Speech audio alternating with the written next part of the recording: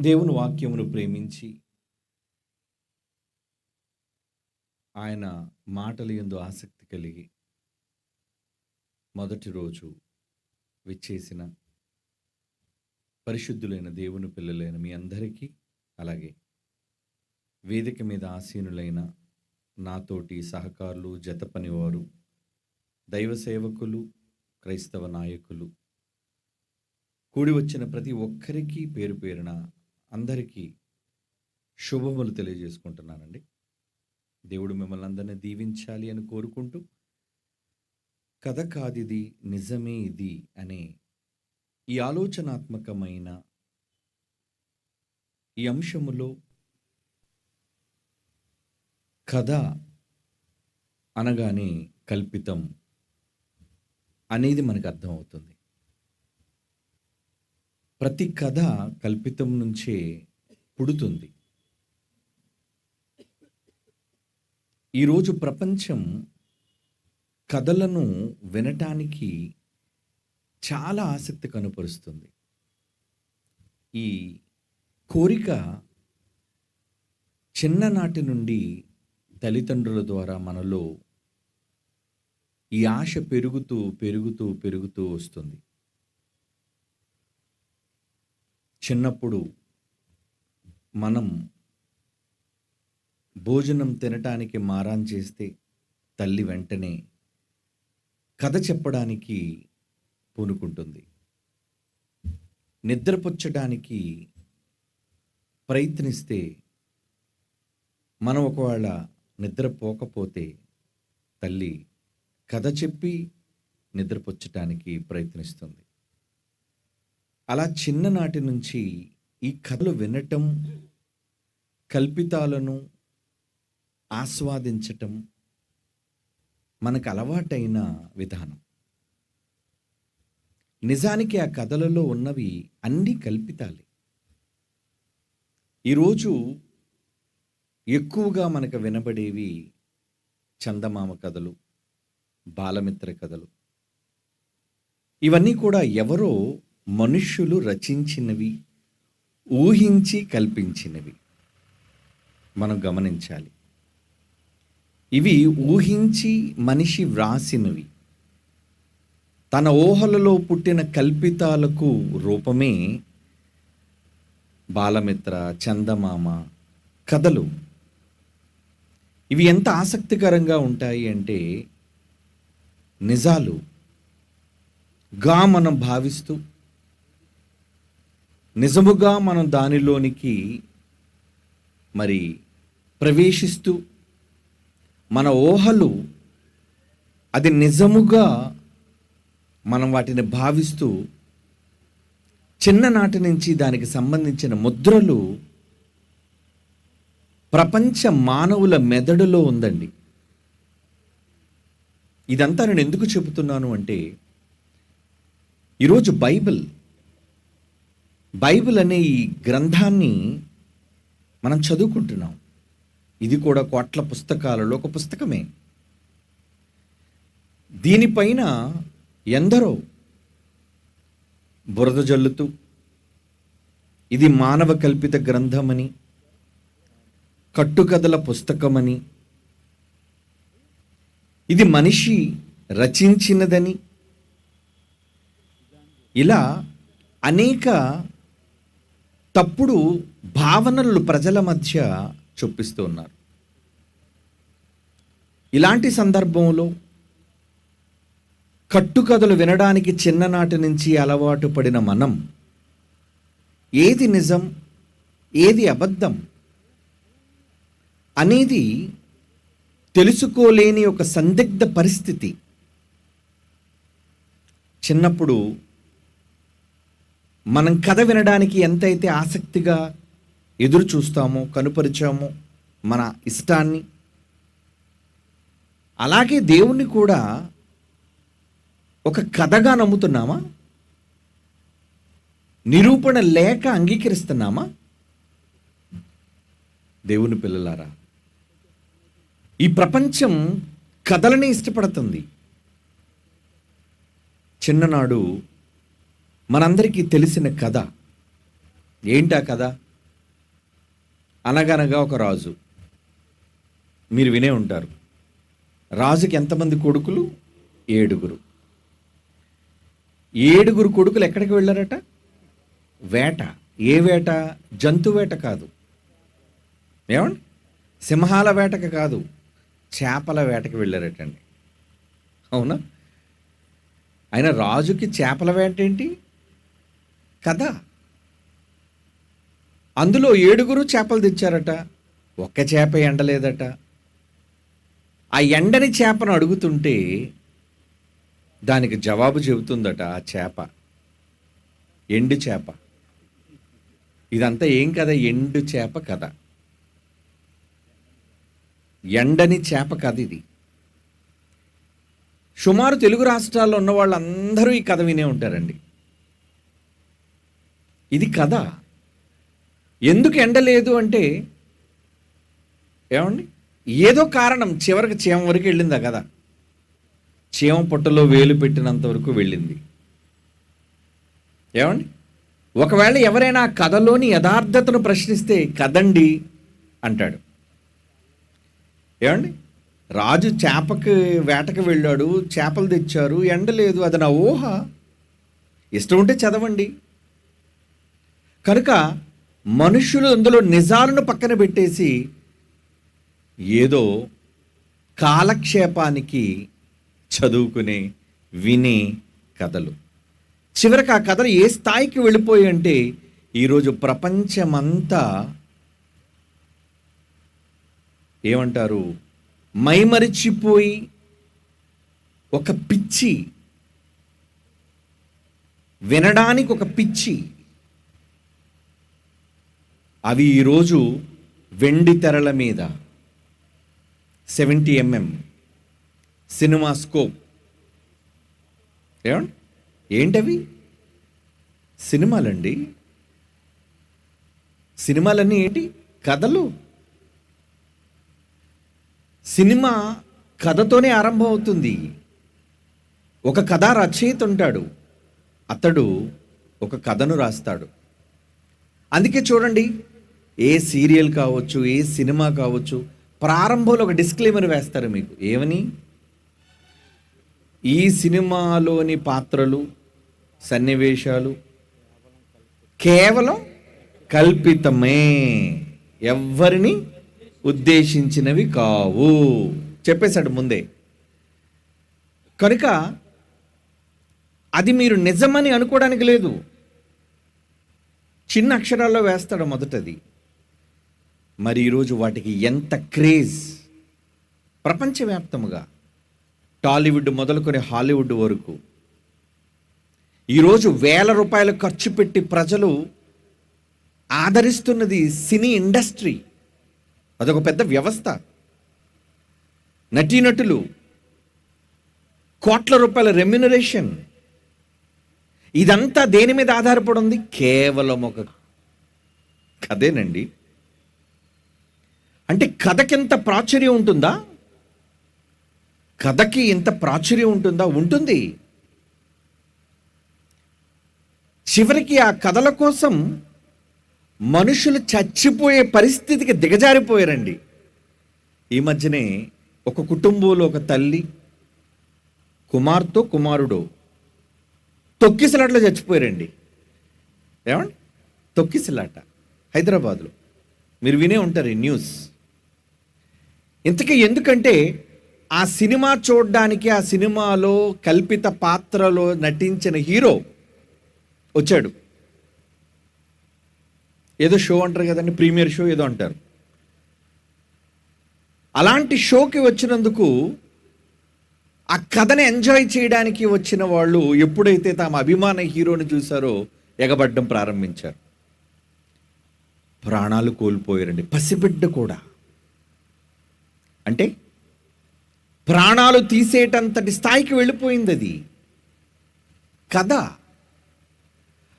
ఒక కథను నిర్మాత నిర్మించి నటీనటులతో నటింపచేసి ప్రజల మధ్యకు ఈరోజు ప్రాచుర్యంలోనికి తెచ్చి, ఏమండి, రాష్ట్రాలు వ్యాప్తముగా ఒక తెర మీదకి సినిమా రాబోతుంది అంటే ఎంత పబ్లిసిటీ, ఎంత పబ్లిసిటీ అండి. ఏ గోడ మీద చూడండి ఆ పోస్టర్.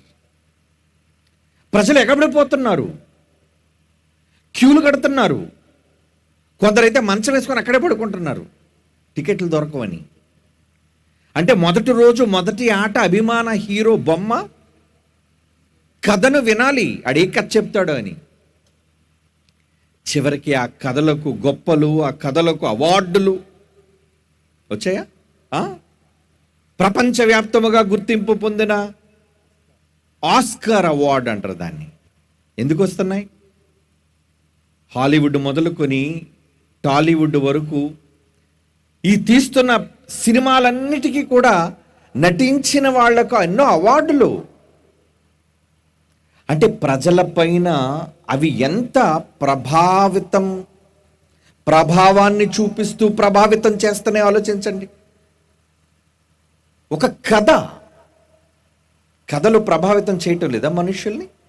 ఎందుకు చేయటం లేదండి? కథలు ప్రభావితం చేస్తున్నాయి.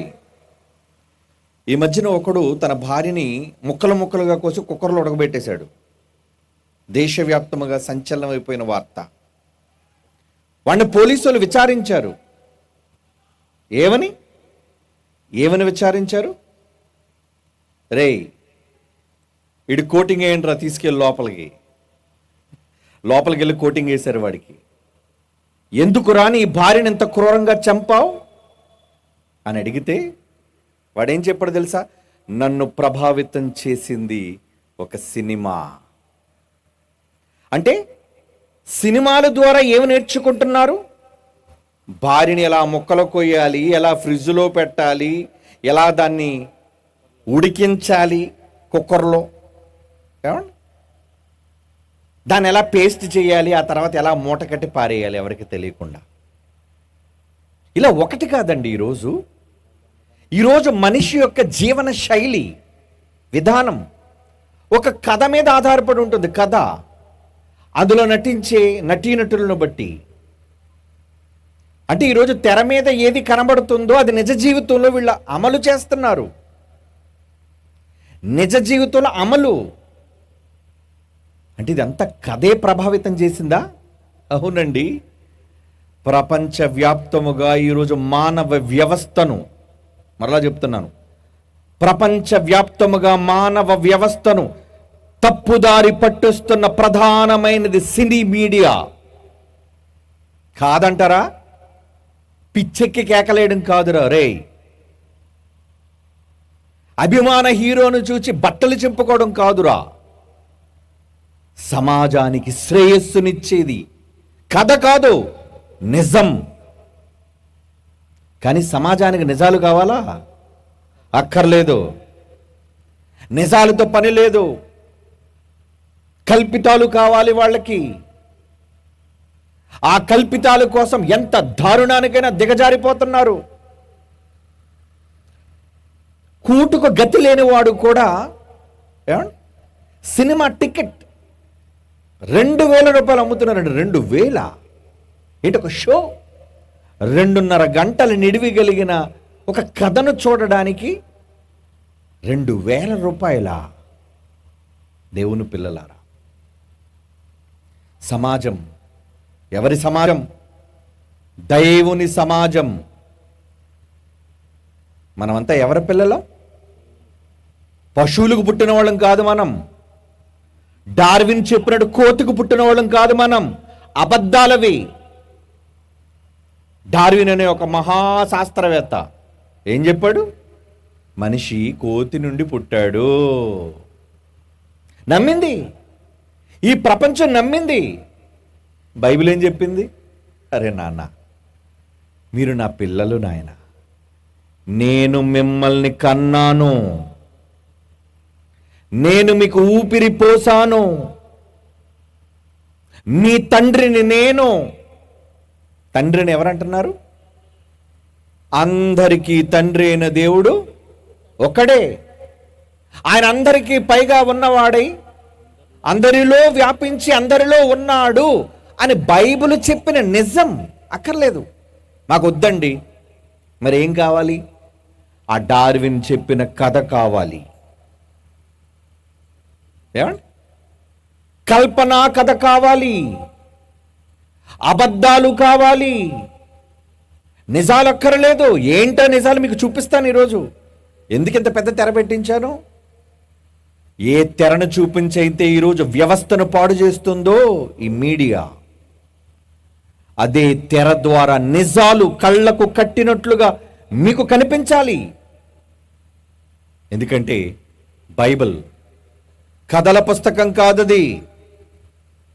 ప్రపంచం కథల పుస్తకం అనుకుంటుంది, ఎవడో ఊహించి వ్రాసినది అనుకుంటుంది. బైబిల్ అందుకని ఏముందో తెలుసా? బైబిల్లో ఒక మాట చదువుదామా? పేతురు గారు రాస్తున్న 2వ పత్రిక 1వ అధ్యాయం. పేతురు గారు రాస్తున్న 1వ పత్రిక 2వ పత్రిక 1వ అధ్యాయం 16వ వచనం చూడండి. బైబిల్లో ఉన్న మాట, ఒకడు, క్షమించండి, 20-21 వచనాలు. ఒకడు తన ఊహను బట్టి చెప్పుట వలన లేఖనం, లేఖనం అంటే బైబిల్, బైబిల్ అన్నా, లేఖనం అన్నా, పరిశుద్ధ గ్రంథం అన్నా, దేవుని వాక్యం అన్నా, ఇవన్నీ పర్యాయ పదాలు. 66 పుస్తకాల సమ్మేళనమైన ది బుక్ బైబిల్. దీనికి ప్రపంచం ఎన్నో దీనిపైన కారుకూతలు కూస్తుంది. ఏమని? యేసు ఒక కల్పిత పాత్ర అన్నోడొకడు, యెహోవా అన్నవాడే లేడన్నోడు మరొకడు, బైబిల్ అనేది ఒక అబద్ధాల పుస్తకం అని వాగేవాడు మరొకడు. లేరా ఈరోజు? ఎక్కువైపోయారు తెలుగు రాష్ట్రాలు ఈ బిచ్చగాళ్ళు. ఎందుకంటే బైబిల్ని తిడితే గానీ వాళ్ళకి భుక్తి లేదు. అవునా? బైబిల్ని తిట్టి అడుక్కున్నారు, బాబు అమ్మా ₹1 ఉంటే దానం చేయి తల్లి, అండ్ గూగుల్ పే చేయి బాబు, బైబిల్ తిడుతున్నాను నేను. తెలుగు రాష్ట్రాల్లో, భారతదేశంలో ఏమంటే హైందవ సోదరులు ఎక్కువగా ఉండటం వల్ల అమాయకులైన వాళ్ళందరినీ రెచ్చగొట్టడానికి ఈ చవటలు, ఈ సన్నాసులు, అవును, ఈ పనికిరాని వాళ్ళు ఈరోజు లౌకిక రాజ్యం, మత సామరస్యం కలిగిన ఈ దేశంలో అన్ని మతాల మధ్య చిచ్చులు పెట్టడానికి బయలుదేరాయి ఈ మొరిగే కుక్కలు. అవునో కాదో మీకు తెలుసు. నేను ఎంత గట్టిగా ధైర్యంగా ఎందుకు మాట్లాడతాను తెలుసా? భయపడిన ఎవడికి ఎందుకు భయపడాలి? నన్ను భయపెట్టేది నా దేవుడు తప్ప ప్రపంచంలో ఏ మనిషి లేడు నా ముందు. ఎన్ని కోట్ల మందిలో నేను భయపడేది దేవుడికి మొదట.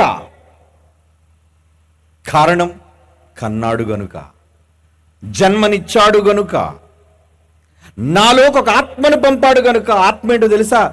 మరలా భయపడుటకు పిరికితనం కలిగిన ఆత్మ కాదు, నాలో వచ్చింది. అది బైబిల్లో చెప్పింది. ఏమని చెప్పింది? రోమాపత్రిక 8వ అధ్యాయం, రోమాపత్రిక 8వ అధ్యాయం 15వ వచనం. రోమాపత్రిక 8వ అధ్యాయం 15వ వచనం.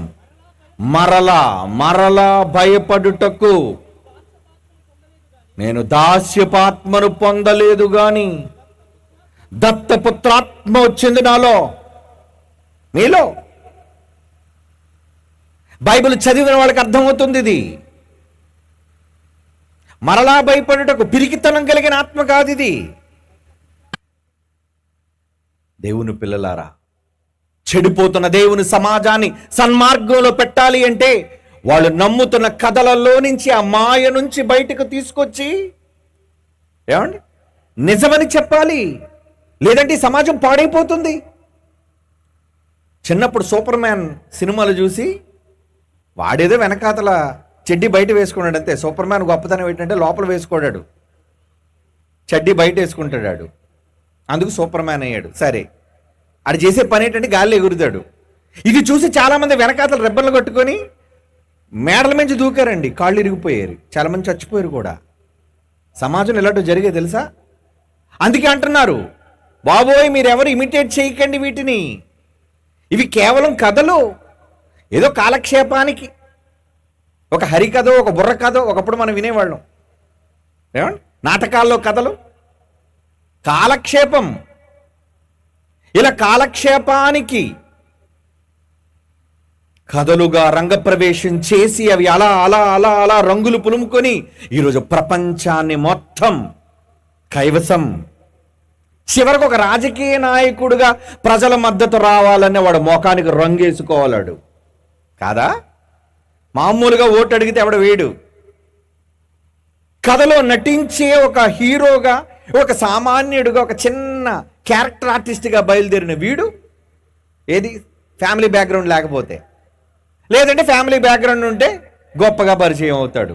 ఆ తర్వాత అంచెలంచెలుగా ఎదిగి కోట్ల రూపాయలు, ఒక సినిమాకి కోట్ల రూపాయల రెమ్యునరేషన్, 100 కోట్లు తీసుకున్నాడు ఉన్నాడు, 100 crores. అలా తీసుకొని ఏమండి ప్రజల యొక్క ఆదరణ, వీడు సినిమాలో నటించేదంతా కల్పితమని తెలియక ఈ ఎవరు గొర్రెలు ప్రజలు వీడు రియల్గా ఎలాంటి స్టారే అనుకుంటారు, కానీ ఆడు రీల్ స్టార్ రా. రీల్ అంటే REEL రీల్ అన్నారు కదా. రీల్ అంటే వీడు బొమ్మలో మాత్రమే హీరో, రియల్ లైఫ్లో ఆడే హీరో. ఇటు సినిమాలో ఇలాగనో ఒకడు కొడితే ఆకాశంలోకి లేచిపోతున్నాడు. ఏది లేపండి చూద్దాం బయట ఎవడైనా. ముందు నీ చెయ్యి ఇరిగిపోద్ది గట్టికి గుద్దితే. ఇటు 10 మంది వచ్చినా 20 మంది వచ్చినా అదేంట్రా కథరా, అది కథ. ఈరోజు యువత అంతా దాన్ని చూసి చెడిపోతుంది. పట్టుమని 1/4 kg మాంసం ఉండదు, ఈడొచ్చి ఏమండి బత్తాలు ఇప్పేసి చొక్కాల పైకి ఎత్తేస్తాడు. వీడు ఏంటి హీరోవా నువ్వు? ఎవడ మీద వెళ్ళిపోయి గొడవకి వెళ్ళి కొడతావా? ఒరే, 2 తిరగబడ్డారంటే నీ ఎముకలు ఇరిగిపోతాయి.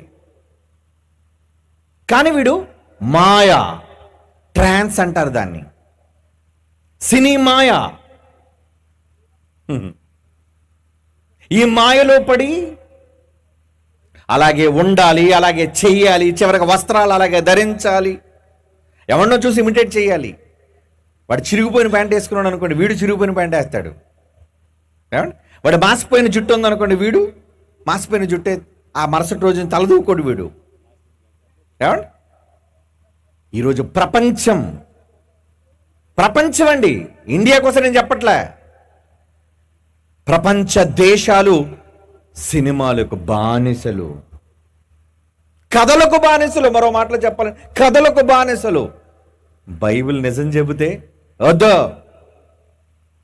బైబిల్లో ఎన్ని నిజాలున్నా మాకు అక్కర్లేదు. మరి ఏం కావాలరా నీకు? కథలు కావాలా?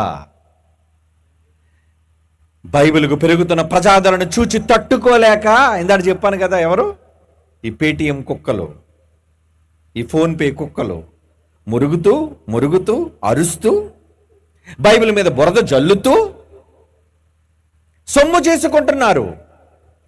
దేవుని పిల్లలారా, బైబిల్ కథల పుస్తకం కాదు,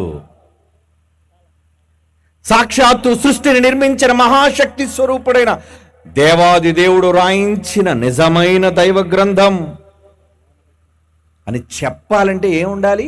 గట్స్, దమ్ము. సినిమా హీరో కాదు ఉండేది దమ్ము. సత్యానికి ఉంది దమ్ము, ఫ్యాక్ట్స్ అంటారు దానికి, నిజం. నిజానికి ఎప్పుడు దమ్ముంటుంది, నిజానికి ఎప్పుడు భయం ఉండదు. నువ్వు చెప్పే అబద్ధానికి ఏదో ఒక రోజు భయపడాలి. పడతారు భయం ఖచ్చితంగా. నీ వైపు అబద్ధం ఉన్నప్పుడు భయపడరండి. నిజం ఉన్నాడు ఎందుకండి భయపడాలి? నిజం తెలిసిన వాడు ఎందుకండి భయపడాలి చెప్పండి? దేవుని పిల్లలారా, చదవండి బైబిల్లో ఏమున్నది? ఒకడు తన ఊహను బట్టి చెప్పుట వలన లేఖనములో ఏ ప్రవచనమైన వచనమైన పుట్టదని మొదట గ్రహించండి, మొదట తెలుసుకోండి.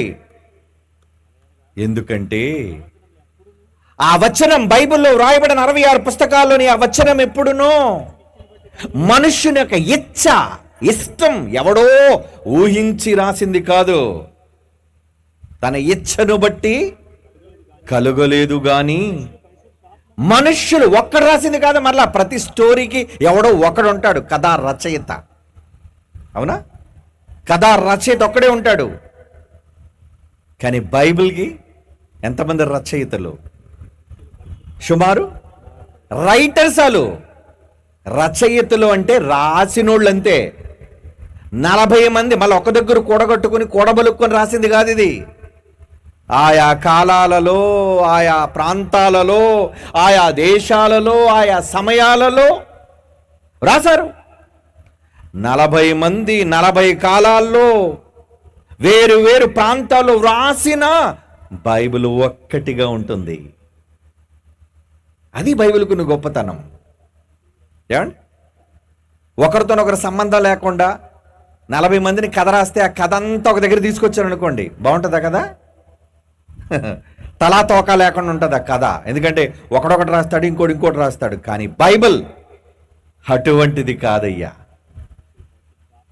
మనుష్యులు పరిశుద్ధాత్మ వలన ప్రేరేపించబడిన వారే. ప్రేరేపణ దేవుడట ఆ రాసిన 40 మందికి ప్రేరేపణించాడట. రాయి నాన్న రాయో,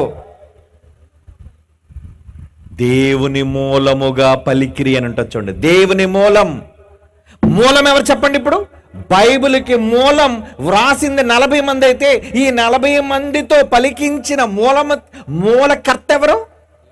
గాడ్, దేవుడండి. దేవుడు అబద్ధం ఆడతాడా? అబద్ధం ఆడడానికి నరుడు కాడు. మనిషి నోరిప్పితే అబద్ధం. దేవుడు ఏమవసరం అబద్ధం ఆడడానికి? అక్కర్లేదు అబద్ధం ఆయనకి. నిజమే పలుకుతాడు ఆయన, నిజమే మాట్లాడతాడు ఆయన.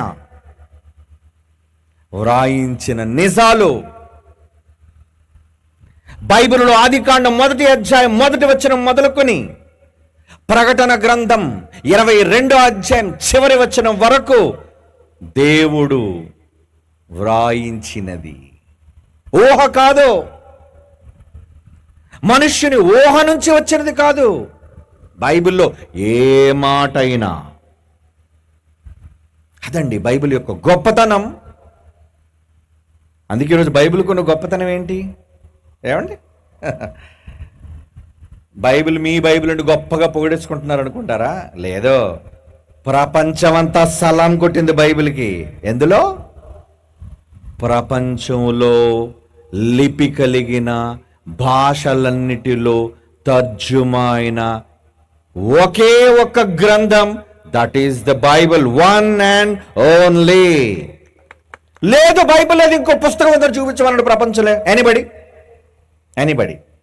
నీ బైబిల్ కాదురా, ఇదిగో ఈ పుస్తకం ప్రపంచ భాషల్లో ఉంది అని నువ్వు గాలి మాట చెప్పకూడదు. గాలివాళ్ళగా, గాలోడు కాదు నువ్వు. కట్టుకథలు చెప్పకో. మాట్లాడితే ఫ్యాక్ట్ మాట్లాడాలి, నిజం. ఇది నిజమని మనం ఎలా చెప్పగలం? మనిషి Guinness book of world record, ఎవరైతే రికార్డుని అధిగమిస్తారో వాళ్ళకి ఇచ్చే అత్యద్భుతమైన పురస్కారం అది. అది దేనికి వచ్చిందో తెలుసా? కోట్ల కోట్ల కోట్ల కోట్ల ప్రపంచ దేశాలను పుస్తకాలన్నిటినీ పోగేస్తే ఈ పోగంతటిలో పైన నిలబడింది ఏది? That is the Bible, one and only Bible. అది చెప్పడానికి గర్వపడాలండి. నేను చెప్పడానికి చాలా ఇష్టపడతాను, ఎందుకంటే అది నేను చదివిన గ్రంథం, నేను చదువుతున్న గ్రంథం, నేను భవిష్యత్తులో ఈ ప్రపంచంతో చదివించబోయే గ్రంథం. ఎప్పటికీ వెళ్ళి చూసుకోండి కావలిస్తే గూగుల్లో. ఫ్యాక్ట్స్, నిజాలు, కథలు కావివి. The Bible holds the Guinness world record for the best selling book of all time. అంటే పాస్ట్, ప్రెజెంట్, భూతకాలం కావచ్చు, వర్తమాన కాలం కావచ్చు, ఏ కాలమైనా కావచ్చు. Which estimated sales ranging from 5 to 7 billion copies. It's also the most widely distributed book worldwide. ప్రపంచ వ్యాప్తముగా ఖ్యాతి కలిగిన పుస్తకం అంటూ ఏదైనా ఉంది అంటే దట్ ఈస్ బైబిల్. అవునా? ఒప్పుకోవాలి ఎవడైనా, ఒప్పుకొని తీరాలి ఎవడైనా. ప్రపంచంలో, ఇండియా కోసం చెప్పట్లేదు నేను, ప్రపంచంలో దేవుని పిల్లలారా బైబిల్ అంటే కట్టుకథల పుస్తకం అనుకుంటున్నారా? మనిషి ఊహించి రాసింది అనుకుంటున్నారా? అందుకే ఒకడు తప్పనుకున్న వాడితో, అందుకే ఇప్పుడు బైబిల్ విశ్వవిద్యాలయం, అది నా తండ్రితో ఆరంభమైంది, జైశాలి పిడి సుందర్రావు గారితో. ఏంటంటే సవాలు. ఆ సవాలు ఆయనతో ఆరంభమై ఆయన కొడుకుగా నా ద్వారా ఇంకా భవిష్యత్తులో అది కొనసాగుతూనే ఉంటుంది. ఆ సవాలు ఏమని? బైబిల్ తప్పన్న మగాడు మొనగాడు ప్రపంచంలో ఎక్కడైనా కమాన్. యూట్యూబ్లో మాట్లాడడం కాదురా రే ఫెలో, డర్టీ ఫెలో. చెత్త మాటలు మాట్లాడడం కాదు. 4 గోడల మధ్య ఒక పనికిరాని ఒక స్మార్ట్ ఫోన్ ముందు పెట్టుకొని పిచ్చి వాగుడు వాగడం కాదురా. దమ్ముంటే ప్రజల మధ్య ఒప్పించడానికి రావాలి. గట్స్ అంటే అవి. పబ్లిక్ గ్రౌండ్లో వేల మంది, లక్షల మంది ప్రజల మధ్య విత్ ఆల్ పర్మిషన్స్. మా బైబిల్ కోసం ఎప్పుడు సవాల్, ఎవర్ గ్రీన్ ఛాలెంజ్ అది ఎప్పుడు ఉంటుందండి. ఏమండి? బైబిల్ తప్పు, బైబిల్ తప్పు, బైబిల్ తప్పు అండం కాదు. అందుకే మేమన్నాం, అరే బైబిల్లో ఎన్నో తప్పులు ఉన్నాయని వాగి కుక్కలతో మేము చెప్పే మాట ఏంటో తెలుసా? సరే ఒక్కటి చూపించి చాలు, ఒక్కటే. బైబిల్ అంతా తప్పు నొప్పేసుకుంటాను. ప్రపంచ క్రైస్తవ సంగతి నాకు అనవసరం. నేను 66 పుస్తకాలు ఆదికాండం మొదలుకొని ప్రకటన గ్రంథం వరకు ఒక్క తప్పు, అది తప్పని నాతో ఒప్పిస్తే, నువ్వు చూపించింది నేను అది ఒప్పని నిరూపించలేకపోతే వదిలేస్తా బైబిల్ని. కథ అయితే నేను అంత గట్టిగా అనగలనా? చెప్పండి. కథల పుస్తకం అయితే నేను అంత దమ్మునలా ఉంటుందా? నెవర్. బైబిల్ కనుక అది దేవుడు రాయించింది గనుక నాకు నమ్మకం. తప్పు ఉండదు. వస్తే ఒక్కటి చూపించు. అన్నం అంతా ఉడికిందో లేదో తెలియాలంటే ఏం చేయాలి? ఏమండి? ఇల్లాలు ఏం చేస్తుంది? మొత్తం మెతుకులన్నిటి పిసికేస్తుంది ఏంటి తీసి? ఏం చేస్తుంది చెప్పండి తల్లులారా? ఒక్కటి ఉడికిపోయింది అన్నం తీసేయండి. అలా బైబిల్ ఒక్కటి చూపించు. ఒక్క తప్పు నువ్వు చూపించు. ఎందుకు డిబేట్లు పెట్టుకొని ఏమండి గంటలు సోది ఆడు కూర్చొని ఆడు దరిద్రం అంతా చెప్తాడు మనకి. బైబిల్ మీద ఉన్న విషమంతా కక్కుతాడు వాడు. బైబిల్ తరపున వచ్చిన వాళ్ళు ఏమని చెప్పారు వెండో డిబేట్లు మరి మీరు చూసారు లేదు, నేను ఎప్పుడు చూడండి, చాలా చిరాకు. వీళ్ళంతా చెప్తే వినడం తప్ప చిరాకు నాకు. జరిగితే డిబేట్ కాదు, జరగకూడదు అది. మరి ఏం జరగాలి? ఛాలెంజ్, పోటీ. ఆ పోటీలో ఎవడు గెలిచాడు, ఎవడు ఓడిపోయాడు, బైబిల్ నిజమా అబద్ధమా తేల్చాలి. అది ఛాలెంజ్ అంటే. డిబేట్ ఎందుకు? మాట్లాడి వెళ్ళిపోయిన తర్వాత ఏం బాబు ఏది రైటరా అంటే ప్రజలు నీరే న్యాయ నిర్ణేతలు. మీరా? మీకేం తెలుసు బైబిల్ కోసం? అలా తయారై ఈరోజు డిబేట్లు వద్దు. మాతో ఎవడైనా పోటీకి వస్తే అలాంటి పనికి రాని చెత్త డిబేట్లు కొద్దు. Choose one, ఒక్కటించుకో. ఏదైనా చాయిస్ నీదే, నేను చెప్పను. ఒక్కడి పట్టుకొని రా. తుక్కు కింద నేను తొక్కేస్తాను, కిందకి తుక్కు కింద. ఎందుకో తెలుసా? నా దగ్గర ఉన్నది బైబిల్ రా నా దగ్గర ఉన్నది. అంటే పుస్తకం కాదు ఇది పుస్తకమే, కానీ దీని లోపల ఉన్న సబ్జెక్ట్ ఎవరిది? దేవుడిది. ఆయన మెదడు నుంచి వచ్చింది. నువ్వనగా ఏమాత్రం మట్టి మెదడు నీది. నీ ఆలోచన ఎంత, నీ జ్ఞానం ఎంత ఆయన ముందు. దేవుని పిల్లలారా, నిజంగా ఈరోజు బైబిల్ మనం కలిగినందుకు బైబిల్ యొక్క కీర్తి, బైబిల్ యొక్క ఖ్యాతి, కథ కాదిది నిజమే అని చెప్పాలి. లేటుగా ఇచ్చారండి, చాలా చెప్దాం అనుకున్నాను. టైం అవుతుంది కదా. రేపైనా 2 రోజులు రండి. కొమ్ములు తిరిగిన వాళ్ళు ఎవరైనా ఉంటే, బైబిల్ తప్పు అనుకున్న వాళ్ళు ఎవరైనా ఉంటే ముందు వెండానికి రమ్మని చెప్పండి. ఇక్కడికి ఒకసారి రాగానే షాక్ కొట్టినట్టు ఉంటుంది అది, జిగ్గుమని. ఎందుకు? మాటలు అలాంటివి, షాక్ వస్తుంది. హై పవర్ వోల్టేజ్ ఇది. అందుకే ముందు మన వోల్టేజ్ తీసేయాలనుకుంది అది. ఎంత పవర్ తీసేయాలని, కానీ పవర్ ఎక్కడుందిరా? పవర్ లైట్లో కాదు పవర్, దేవుని మాటల్లో ఉంది పవర్. ఆయన ఎంత పవర్ఫుల్లో చిన్న ఎగ్జాంపుల్ మీకు చూపిస్తాను ఈరోజు, ఎందుకంటే మొదటి రోజు కదండి, చాలా ఆలస్యం అయిపోయింది. 10:30 ద టైం. క్లుప్తంగా జస్ట్ ఫ్యూ మినిట్స్ ముగించేస్తాను. బైబిల్లో మనుషులు ఓవర్ అయిపోయినప్పుడు, వాళ్ళ స్థితిగతులు మారిపోయినప్పుడు, దేవుడు చెప్పిన విధి విధానాలను మనిషి మర్చిపోయి ప్రవర్తించినప్పుడు దేవుని కోపం మనుషుల మీద రగిలిపోయింది, మండిపోయింది ఆయన కోపం. అలా రగునుకున్న ఒక సందర్భం బైబిల్ చాలా ఉన్నాయి అలాంటి సందర్భాల్లో. అందులో ఒక సందర్భాన్ని మీకు ఇప్పుడు చెప్తాను, ఈ రాత్రి చెప్పి ముగిస్తాను. దట్ ఈస్ సొదోమ్ అండ్ గొమొర్రా. తెలుసు కదా మీకు, బైబిల్లో 2 పట్టణాలు, జంట నగరాలు ఇవి, సొదొమ గొమొర్రా పట్టణాలు. ఏంటి ఆ సొదొమ గొమొర్రా పట్టణాలు? అక్కడున్న లైఫ్ స్టైల్ ఏంటో తెలుసా అండి? అక్కడున్న లైఫ్ స్టైల్ ఏంటో తెలుసా? కొత్తగా ఎవరైనా ఇంటికి వస్తే, ఎవరు వచ్చారు కొత్తగా, ఆ ఊరంతా పాడు చేస్తారట. ఆహా, ఏంటిది?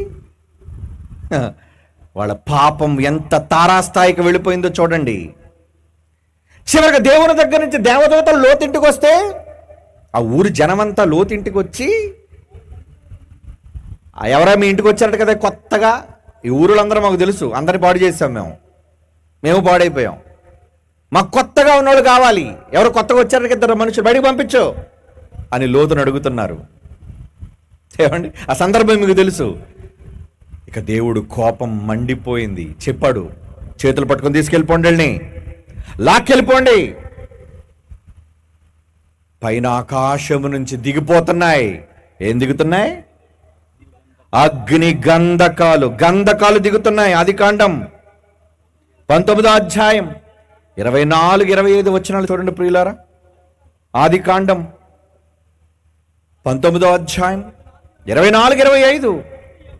అప్పుడు యెహోవా సొదొమ మీదను, క్రియేటర్, యెహోవా అంటే క్రియేటర్, సృష్టికర్త, సొదొమ మీదను గొమొర్రా మీదను యెహోవా యొద్ద నుండి గంధకమును అగ్నిని ఆకాశము నుండి కురిపించి ఆ పట్టణములను, ఆ మైదానమంతటిని, ఆ పట్టణములలో నివసించే వారందరినీ, నేల మొలకలను నాశనం చేసెను. నాశనం, నాశనం. ఇది బైబిల్లో రాయబడిందండి సందర్భం. ఓకే, బైబిల్లో రాయబడింది. బైబిల్లో రాయబడితే నిజమా కదా? పనికిరానోడు అంటాడు కథని, మీరు రాసేసుకున్నారా అంటాడు. మరి ఫ్యాక్ట్ మాట్లాడేటప్పుడు తప్పు అని గట్టిగా మాట్లాడితే కుదరదు, నిరూపించాలి. అరిస్తే కుదరదు. తప్పు తప్పు తప్పు తప్పు అని అరిస్తే నిజం అబద్ధం అవ్వదు, నిరూపణ జరగాలి. ఎప్పుడు క్రీస్తు పూర్వం 1000 సంవత్సరాలు, సుమారు క్రీస్తు పూర్వం 2000 సంవత్సరాలు రఫ్లీ. ఇది క్రీస్తు తర్వాత ఒక 2000 సంవత్సరాలు, అంటే ఇప్పటికి సుమారు 4000 years బ్యాక్ హిస్టరీ. 4000 సంవత్సరాల క్రితపు చరిత్ర బైబిల్లో దేవుడు రాయించిన మాటలోని చరిత్ర. ఏం చేశారటండి? ఆకాశం నుంచి వెళ్ళి గంధకాలు కురిపించలేదట, మండుతున్న గంధకాలు, ఫైర్. ఎందుకంటే ఊరికనే సల్ఫర్, గంధకం అంటే సల్ఫర్ అండి. ఊరికనే గంధం వచ్చి రాళ్ళగా పడ్డాయి అనుకోండి, ఏం ఉపయోగం? దాన్ని నిప్పంటిచ్చేవాడు ఎవడో. అందుకే దేవుడే రంగదీసి నిప్పంటిచ్చి మండుతున్న గంధకాలను ఆ 2 పట్టణాల మీద పంపించి మొత్తం ధ్వంసం. నేల మొలకలను సైతం, పచ్చని మొక్క అనేది లేకుండా మండించేశాడండి మొత్తం అంతా కూడా. కదా నిజమా? కదా నిజమా? మనమంటే క్రైస్తవులు నిజమేనండి అంటాం. అదే బైబిల్ నమ్మనవాడైతే కాదండి అంటాడు. దేనికైనా ఒక నిజ నిర్ధారణ, నిరూపణ కావాలి. ఏమండి? టైటన్, గ్రీకు దేవుళ్ళు మీకు తెలుసు కదా. ఏమండి? గ్రీకు దేవుళ్ళు, దేవతలు, గ్రీకు పురాణాలు. అందులో గ్రీకు పురాణాల్లో ఒక కథ ఉందండి. కథ అంటే వాళ్ళు నిజమని రాసుకున్నారు. అదేంటో తెలుసండి? ఈ భూమినట అట్లాస్ అనే రాక్షసుడు భుజాన మోస్తున్నాడటండి. ఎవరు మోస్తున్నారు? ఈ భూమిని ఎవడు మోస్తున్నాడట? అట్లాస్ రాక్షసుడా. అందుకే మన దగ్గర చూడండి అట్లాస్ సైకిల్స్ అని ఉంటాయి. ఒరే బొమ్మ ఉంటుంది తీయండి రా. అట్లా సైకిల్ మీద ఒకప్పుడు, ఇప్పుడైతే అందరూ మోటార్ బైకులు వచ్చేసాయి కానీ సైకిల్ కనుమరుగైపోయాలండి. మరి తండ్రులు లాంటి వాళ్ళకి, మన తాతల లాంటి వాళ్ళకి, వాళ్ళందరికీ తెలుసు సైకిల్. ఇప్పటికీ కొన్ని అట్లాస్ సైకిల్ ఉన్నాయండి. అట్లాస్ కంపెనీ అయితే ఉంది. దాని లోగో ఏంటో తెలుసా? ఎంబ్లం. భుజం మీద అట్లాస్ అనే రాక్షసుడు భూమిని మోస్తున్నాడు, పక్క గుంగిపోయి ఉంటాడు. అంటే ఈ భూమి ఇలా ఉందంటే కారణం ఏంటి? అట్లాస్ అనేవాడు మోస్తున్నాడు అని వాళ్ళ పురాణాల్లో రాసుకున్నారు. గ్రీకు పురాణాలు, గ్రీక్ మైథాలజీ అంటారు దాన్ని. అదిగోండి అట్లాస్ సైకిల్ మీద ఉండే బొమ్మ అదే. పైనుండి ఏమనుకున్నారు? భూమి. ఒరిజినల్ బొమ్మ కూడా చూడండి, కలర్ ఫోటో. దేని మోస్తున్నాడు? తెల్లగా శిల్పం చూడండి ఉంది. అట్లాస్ అనే వీరుడు లేదా రాక్షసుడు, అసురుడు అనుకోవచ్చు. ఒకరికి అసురుడు, ఇంకొకరికి దేవుడు అనుకోండి. భుజాన మోస్తున్నాడు భూమిని, భూగోళాన్ని. అవునా? నమ్మారండి? ఈ రోజుకి మీరు వెళ్ళండి యూరోప్ దేశానికి వెళ్తే ఆ గ్రీకులోని ఒకళ్ళు ఎవరైనా సంబంధించిన ఆరిస్ కానీ ఏమండి, ఆ సుత్తివీరుడు ఒకడు ఉంటాడు. ఏం పేరు పేరు? థార్. వీళ్ళందరూ దేవుళ్ళు, గ్రీకు దేవుళ్ళు, దేవతలు. నమ్ముతారు. నిజమా? మొట్టమొదటిసారిగా వాయేజర్ అనేది పైకి వెళ్ళింది, లేదంటే స్పుట్నిక్ అనేది బయటికి వెళ్ళింది. రష్యా వాడు విడిచిపెట్టాడు. భూమి నుంచి పైకి వెళ్ళి భూమిని ఫోటో తీసింది. అప్పుడు ఎవడైనా రాక్షసుడు కనబడ్డాడేంటి? ఎవ్వడు లేడు. భూమి శూన్యంలో ఉందంతే, అలా బంతి. మొట్టమొదటిసారిగా రష్యా దేశస్తులు వదిలేక స్పుట్నిక్ అనే ఉపగ్రహం బయటికి వెళ్ళిన తర్వాత శాటిలైట్ భూమిని చూసింది. అరే ఇక్కడ ఎవడు లేడే రాక్షసుడు ఎవడను? మరి ఇందులో ఉంది, శూన్యంలో ఉందరా, ఇది బంతిలా. ఇప్పుడు బైబిల్ చూపించమంటారా? అది కథ. కథ అనేది రష్యా వాడు స్పుట్నిక్ అనే ఉపగ్రహాన్ని బయటికి పంపనంత వరకు, నేల మీద ఉన్నంత వరకు ఎవడో ఊహించి రాసేశాడు కథలో. కానీ ఇప్పుడు వచ్చేసరికి ఆ కథ ఏమైంది? అబద్ధం. కథ అంతా నిజం అనుకున్నది, అది కథ నిజం కాదది, అబద్ధం. నిజము కాదది, కథది అని గ్రీకు పురాణాలు తేల్చేసాయి. బైబిల్ చూస్తారా? యోబు గ్రంథం చూడండి. Bible, what a wonderful book it is, what a great Bible it is. ఏమండి? యోబు గ్రంథం 26:7. యోబు గ్రంథం 26:7. శూన్యం, శూన్యం, స్పేస్. శూన్య మండలము మీద ఉత్తర దిక్కునున్న ఆకాశ విశాలమును ఆయన పరిచెను. శూన్యము పైని భూమిని వేలాడజేసిన, హ్యాంగ్డ్, వేలాడుతుంది శూన్యంలో. ఇప్పుడు బైబిల్ చెప్పినది రైటా? గ్రీకు పురాణాలు చెప్పింది రైటా?